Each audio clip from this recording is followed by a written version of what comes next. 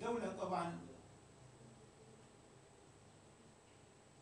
يعني الدولة المدنية التي نطمع، أو يعني ربما أنا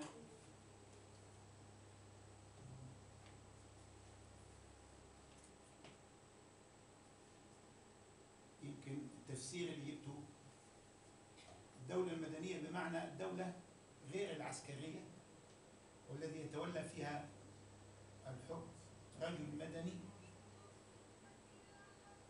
لتوليه الحكم، وليس عن طريق الانقلابات العسكرية والاستيلاء على الحكم بقوة السلاح ونحو ذلك.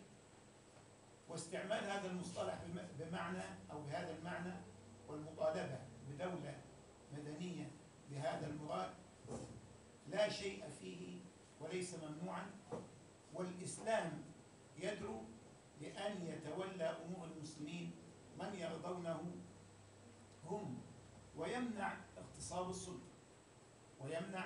اغتصاب السلطة والقفز عليها على غير إرادة الشعب. ولذلك كانت البيعة شرطا لازما لصحة تولي الحكم. والخلاف بين الإسلام وبين غيره إنما هو في طبيعة وصور آلية اختيار الناس لمن يتولى أمره.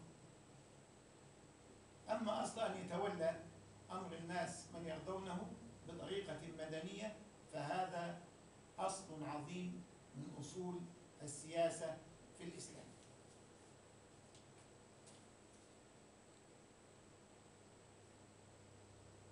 برضه أتكلم عن مصطلح الدولة المدنية اللي احنا يمكن ينشدها البعض أو يراها البعض، اللي هي ذات المرجعية الإسلامية، حيث يشرح هذا المصطلح طبيعة الدولة وأنها مدنية وليست دينية.